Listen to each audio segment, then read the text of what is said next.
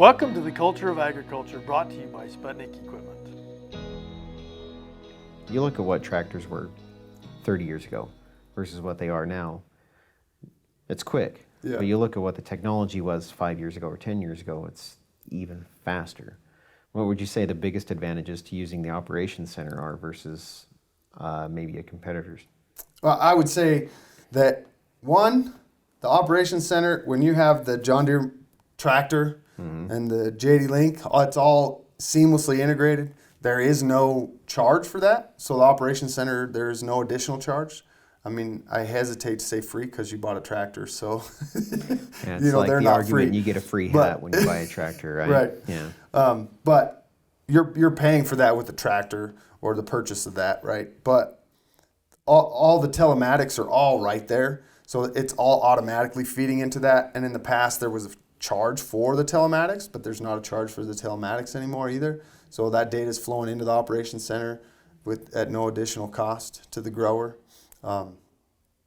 And like the things that John Deere is really good at is the machine side, right? Like figuring out what can we do to try to help this operation make it more efficient. And what we've done is we've even built some of our own tools to actually pull that information out and then try to really start digging into that information with the grower to really understand, because growers can always see, like, I've got an idle time. This is what my combine or my potato harvester, my planter, my average speed was X. We were covering so many acres per hour, right?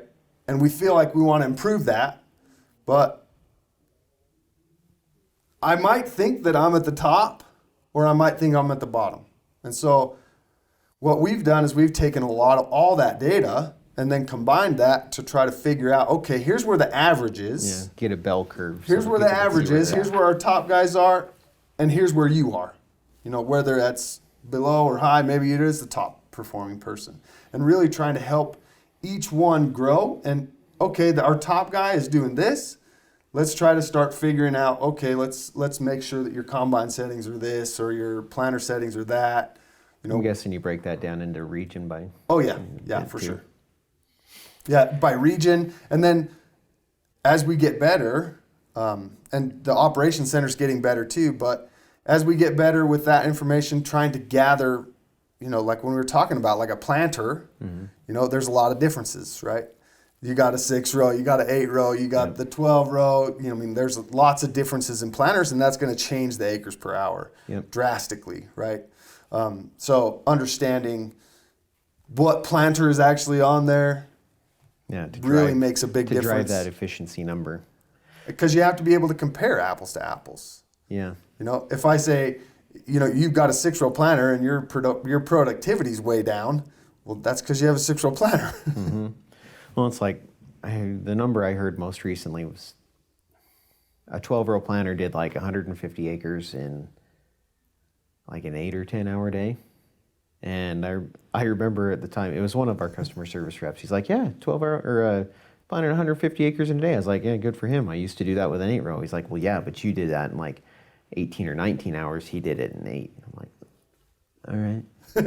Like, yeah, it was a little humbling, but at the same time, you know, being able to know how long it takes, what you're pulling, you know, because, I mean, anybody can hit a certain number if you're going to throw enough hours at it. Yeah.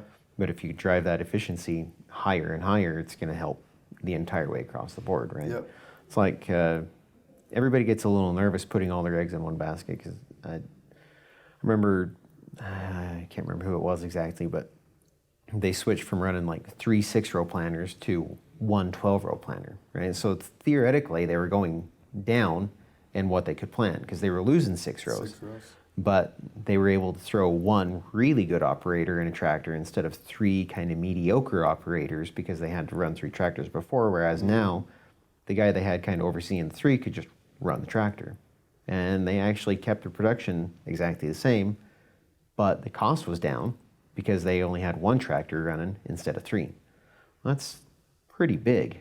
You know, you only have to run hours on 1 machine versus hours on 3 machines. Yeah. And then not only that, you only have maintenance on one planter, 1 tractor, you know, smaller crews supplying everything, it makes a huge difference. And I think that's some of the funnest things is like figuring out, like putting those dollar amounts to that kind of an improvement, right? And understanding like this, you made this decision or you've done this. If we could actually change this practice, it could save you a significant amount of money, right? Yeah. Or maybe it's you've got way too many horsepower. Let's get a smaller tractor. Yeah. Or maybe you don't have a big enough tractor, whatever that case may be, but trying to figure out like what is it, where can we save some money? Yeah. Because there's always going to be a place to save some money. Well, that's where it's always going to drive to in the future, right? How do you save the most money on anything? So you can use your yield data, you know, and you can use your operation center to see how much power you're using to get through everything. And you might not need it all at planting, but maybe you need it all at harvest, which is going to drive the size of your machine. Or maybe it's the other way around, or maybe you need a big enough machine to pull a certain size of tillage equipment to be able to make sure you can make it through all your ground after or before you planting or harvest or whatever it might be. But at least you have the data to drive those decisions going in the future. Yeah, and I think that trying to figure out what's causing that drag, right? Is it a process? Is it training? Is it, like a support type thing? Like figuring those pieces out. If it's a support thing, well, maybe then we need to get another tender or, get another supply of water for the sprayer or, whatever process is happening. But knowing that data and being able to see it and quantify it really helps you understand. I could go get a trailer and fit it up with another tank to tend my sprayer or get something else, some other truck to bring more potatoes to the field or get them out of the field or like figuring that stuff out. Like that's a lot of times, especially in tight markets, that's what's going to make profitable decisions. Yeah, how do you most efficiently support your operation? Yeah. Because you want to make sure your machines are moving all the time, but you also don't want to oversupply them. Right. And that's the tricky part, right? It always is. So knowing that and then looking at where it's going, like I saw something on social media, I can't remember what platform it was, about John Deere starting to go a little heavier into automation on equipment. How do you think the data that you're gathering now is going to help drive that automation? I think the cool part is where we're at in John Deere, we've actually got a lot of exciting stuff coming.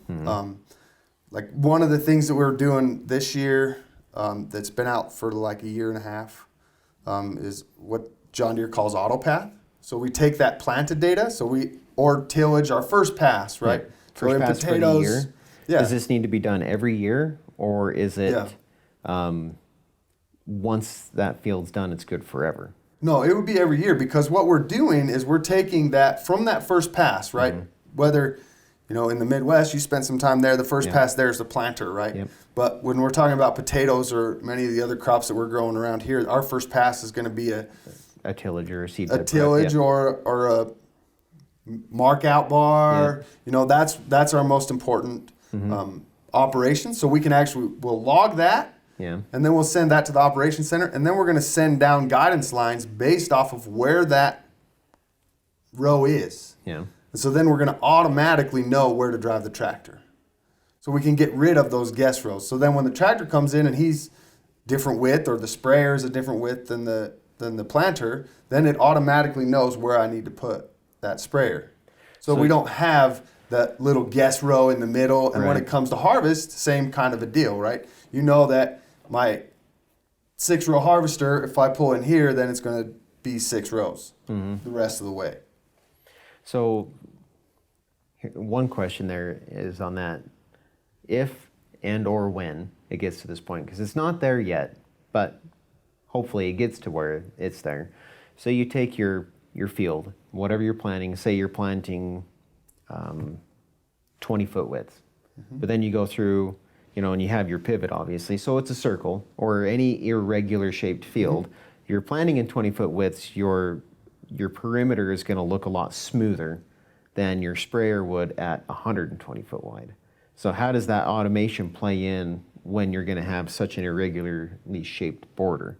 Does that make sense? So like if you've got half of your sprayer would be not in the field yet, right? It's easy enough to shut off one side of it and have it come on as it comes on. But what do you do when your overlap is going to make it so you need to start, so only the outer 20 feet of your left or right hand boom needs to be on so that you can get your full pass in. Does that make sense? Yeah, and I think that's where this automation will actually come and help pick that row. And then you've got, individual nozzle controls. So you've got exact apply that's actually going to put it on at the exact time that it needs to be on, so we don't over apply anywhere. So how does the automation now, or what's the idea behind making sure that all those nozzles are always working? If nobody's in that cab to always watch, is there a way to have that computer system I think that's where, you see what I mean? I think that's where the technology's getting. Okay. And I mean, everybody's seen the autonomous tractor. John Deere just released that in January. Yeah, that thing it gives me the creeps, man. But I think the cool it's part, really cool. Don't we? I think it's awesome. But like, I have this like fear, right? Because right now I think it's only for tillage. yes, But like that's correct. we've all run a tractor, be it a chisel plow or a disc or whatever, and you're doing it behind a wheat or a barley field, so you have some stubble there.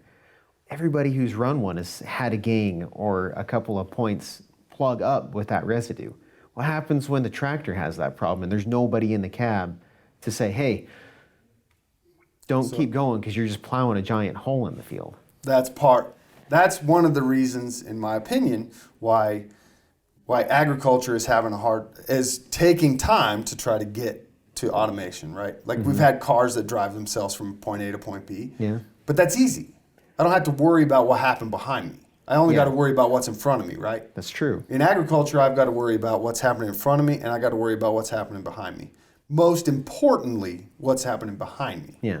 Not in front of me. Like you don't want to run something over that's in front of you, but it's easy But that's enough to easy. either manually input an obstacle or have it detect an obstacle ahead of you. But how That's do you, the easy part. Yeah, the getting it to solve what's wrong behind you. That's what's very critical, and that's why it's only in tillage right now, is because that's part of the automation, is it's actually understanding that job quality. So there's going to be sensors or cameras that are pointing back there to understand like what is a good job and what is a bad job. Does this look right or does it look wrong? Like the cameras have to be trained to understand what a good job looks like. It's going to be so cool when that works. It really will be, because I know anybody who's been in farming for probably the last 50 years has thought, man, someday we're going to have self-driving tractors, and just thought it was going to be awesome, but like, you're kind of nervous at the same time. But when it actually works, it's going to be huge. It's not far away. No. But It's pretty crazy. It's not far away. And I think that the other thing that I always think about when I think about the autonomy and like, having that technology on your farm, one, that tractor is a tractor. So if you need to feed your cows or do another job on the farm, that's still a tractor. You can go drive it around and go do all the other jobs, but then you could also send it to go do some tillage on its own. But yeah, it sure would be nice to take a nap instead of having to go out and try not to fall asleep in the cab of a tractor, right? Especially when it's steering itself, because I'd like anybody who's run a tractor that has Autosteer in it. Sometimes, especially towards the end of a long day or a long week, it is real hard to make it to the other end awake. Which, well, that's why we always see tractors coming into the shop, hit a pivot, busted up a cab. It happens all the time, which is really unfortunate. But John Deere and probably every other implement steering system out there has the warnings that'll warn you when you get close to where you've been turning around, right? Yep. Not always loud enough, but they're there, right? So you take the possibility of where this automation is going in the equipment and all of the operation center stuff, all of the variable rate stuff that can be done now, the yield mapping and everything. How do you think that's going to drive practices going forward to not only have to use less chemical, which is huge for multiple reasons. One, chemical is really expensive, so using less of it is good by a farmer standard. Two, customers don't appreciate chemical use, so using less of it keeps our customers generally happier, keeps us happier because we're spending less money on it. Fertilizer is the exact same way. Everybody wants clean crops, at least. Not everybody cares about organic, but everybody wants well-grown potatoes without, having them overly fertilized or overly chemicaled, I guess. Yeah. So how do you see the automation and all this stuff driving that forward? I think moving forward, I think that we're just seeing pieces, right, that have just been released. There's a lot of stuff working on the backside. We've seen you've seen the sprayer that can spray only the weed. You know, as it's driving, 15 miles an hour across a 132-foot boom, it's watching and only spraying a weed in corn, cotton, and soybeans. Like, what's next for that? That's a good question. You know, so that camera's So it's gonna there. get It's better. very, very smart. Yeah. The processors on there are very smart. And now we're starting to collect this massive amount of data. So now we're collecting more and more data. That's going to create more and more opportunities for artificial intelligence, whether that is like pest detection, you know, in potatoes, like obviously first it's going to come out in corn and soybeans, right? Well, but and, what's and coming? that's okay, because there's a huge, it's the most popular crop in the United States by far, right? You got corn and soybeans. It's okay for that because there's so many people to spread that cost across versus like potatoes. Like everybody likes to eat them, but in reality, there's not many acres of potatoes. One, it doesn't take that many to supply it, but like there's just not a lot of potatoes. It's kind of a specialty crop. So if we can use other industries to help cover that giant cost, by all means, let's do it. But I think you think about like what's coming, like all that stuff to me is what's really exciting. Like the thing that's, when you're talking about that sustainability and like really understanding all that, the more data we can collect and understand and start to learn, then obviously the farmers they're the original environmentalists, right? They're out there every day trying to make sure that they can raise a crop out of that soil. Nobody cares more about that soil than the farmer does. That's one thing that's always tickled me, I guess, is when people think that farmers just mine the soil until it's dead. Like, it doesn't work. Like, it's not a sustainable business practice. That soil is what gives you your money. So it's in your, by far, your best interest to make sure that soil's healthy. That's what I said. Like, they're the original environmentalists, right? Nobody cares more about that soil health. Do we understand that all the way? No, we don't. No. But that's where it's all about, like, collecting this data and, like, taking all that information. If you were to give that information to a farmer that cares about the soil, he's obviously going to want to improve that. Yeah. Because that's going to make him more money. That's going to make him a better steward. Like, all those things. It drives me crazy when people think that farmers are just out there just mining the dirt and, like, just pillaging the soil. Like, that's just terrible. Like, nobody cares more than they do. Yeah, every farmer I've ever met has cared deeply about their soil. Like, all of it, from organic content to the actual fertilizer profile content of the soil, and how well it retains moisture or doesn't, if they're growing in sand, and how they, don't over-irrigate, because that's bad for dirt, or, under-irrigate, because that's not great either. Like, all of it matters. And every one of those guys has their, like, what they know, right? We can only do what we know. Right. So they've learned that from what? Experience. Yep. Years and years of experience, and anything that they can get from data or colleges or any of that stuff. Like, they've got to try to figure out all these different pieces and try to figure out how to put that on this piece of soil. The next question might be, how do you collect data you don't even know you need? Because that's all. Just because you have it doesn't mean you can use it, or that you would know how to use it. But capturing what you might not know you need is that'd be an interesting challenge to tackle. So my advice is collect as much data as possible.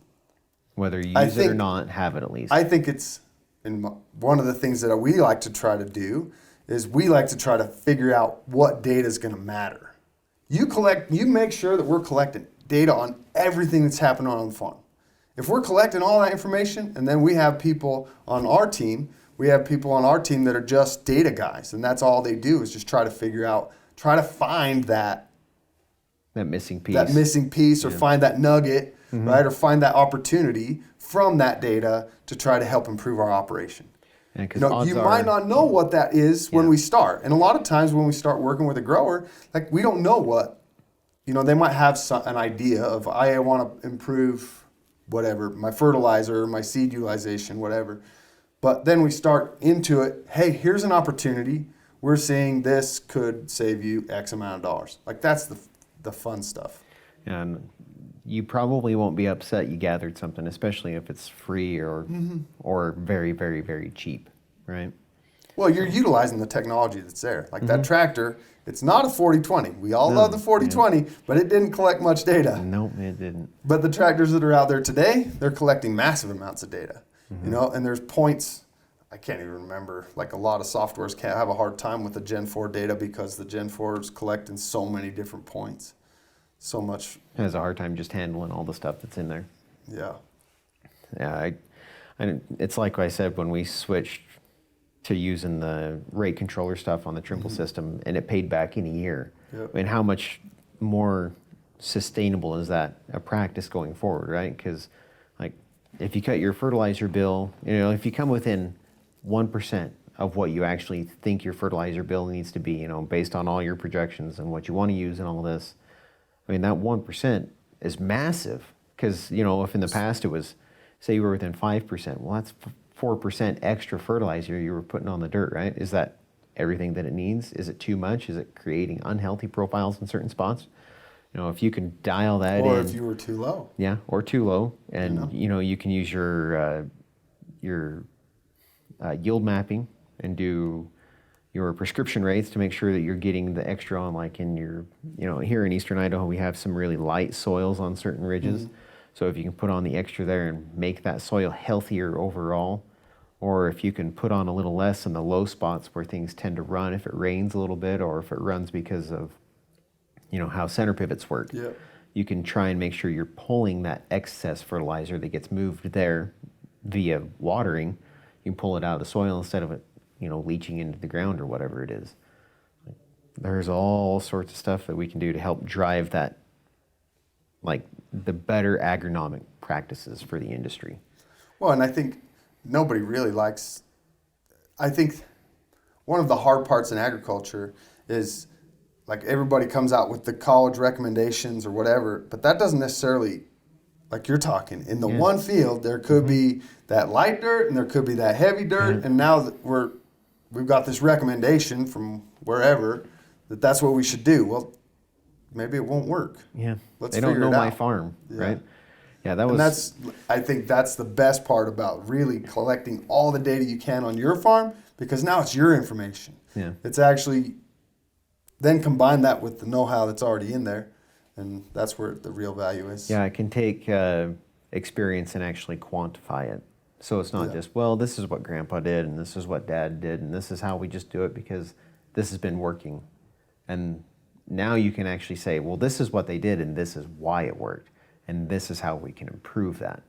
Because, like you said, the data was just knowledge before, it was just experience before, but now it's actually hard numbers that you can take and use going forward. Yeah. So, Well, and I think, you know, like in this day, especially this year, right? Fertilizer, all those chemicals are just they're crazy. yeah, I saw a T-shirt on Facebook for sale the other day that said "Make fertilizer affordable again." Yeah, man, it's crazy. So I don't know how you can't. Yeah, I don't know how you can't have some type of, you know, whether, you know, you use the Trimble stuff. We obviously use the John Deere, and we have the SurePoint. That's the name of the company that we use. SurePoint makes a great system. Yeah. They really do. We've been partners with them for a long time, and we've done a lot of good stuff with them too. Yep. And again, like some of that is going back to that sprayer that I was talking about earlier. You know, like they fill that niche. We can take the information from the machine, understanding our sprayer utilization and understanding how much time he's sitting there waiting to get loaded. Well, maybe we take this SurePoint quick draw and put it into the system and get a payback in less than a year. You know, those kind of things, and understanding all that. SurePoint's been really good to work with on our side too, to just help us build the systems, and the reliability of those systems has just been phenomenal. Well, and like we said earlier, when you have operators that don't need to be your Yeah. grade A Yeah. operators. If you can get by with having, it sounds rough, but having a lower quality operator in your machines because you have superior equipment on those machines, that makes a big difference. It can lower your overhead costs. For quite a sure, bit. because back then, right, you might have had a fertilizer system that you had to watch that pressure and you had to be going 3.6 miles an hour at 40 psi. Yep. And if you were faster or slower, you were under or over applying. And so a good operator could dial that in pretty close and would understand, like, and that good operator is really hard to find. Yeah, yeah. There's a bit of a labor shortage in the ag industry, and it's it's probably understating it. And people don't understand what drives it, I think, by and large. But it's something that we can use equipment to try and fix. Yeah. So, and if that automation on the entire system will get there, man, that would be massive. Well, I think, like I said, I think it's coming. It's just a matter of time. Like the first thing right now with automation, we got tillage, but the rest of it's coming. Well, and even if you have to keep an operator for harvest, if you can automate your tillage and automate your spraying, those are two time-intensive things. Like, you can't have an operator on 24/7 on your spraying, but if you have systems that can monitor every nozzle and you can automate that, you can make it across a few thousand acres a lot quicker than you can if somebody's got to be awake and actually make it home to sleep and all sorts of stuff. So, like, you go from needing to be able to cover your entire farm in a week to, well, you can run a smaller machine because you can just have this computer more or less run it for 24/7. Throw a couple of shifts. The other cool part about that, like all the technology in that autonomous tractor, other than the cameras, is available today. You control that autonomous tractor with the My Operation Center app that you can have on your phone today. So you'll be home eating dinner with your family and just check on it while it's out going. Yeah. That's insane. So it's cool. It's out there now. So like that's my biggest thing is, like, you got to get fully integrated with the technology that we have today, because that's what's in the tractor. That's what's going to be running that autonomous tractor. We're just going to add some cameras to it. But if we focus on here and now, like, let's get my operations center set up. Let's get my farm digitized. Let's get all that information flowing, collecting all that amount of data today. So when that tractor comes out and it's available for you to purchase or to add to your tractor, then you're ready. You can plug it in and you're ready to go today. Gather all that info today so we can use it tomorrow with the autonomous stuff. Yeah.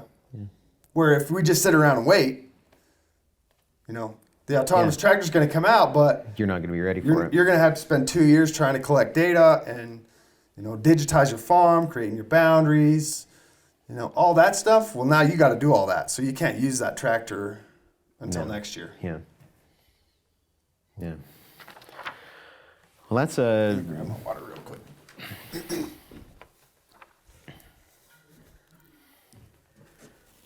I think that's a great note to actually end on, to be honest with you. It's a very optimistic outlook for agriculture, which I think, by and large, is where it's going. Because, labor's getting harder to find. I don't think that's going to change much. It's not going to get easier. No, we're already seeing more and more automation in industries outside of agriculture, right? Like, no matter what it is, you look at any type of manufacturing, there's more automation. You look at even customer service, there's been automation. So if we figure out how to automate the systems that we can automate in farming, that's going to make a massive difference. So, yeah. And like I said, I think you got to start somewhere and start using the technology that you have. I mean, we don't have 40/20s. We still have a few of them around, but that's not what is going to pull your Sputniks. No, it's not. So let's utilize all the technology that we have today and focus in on that and collecting massive amounts of data. Well, let's gather it and use it. Yeah. So, okay. Better. Well, thanks for coming in, man. Yeah. Appreciate you taking the time. No problem.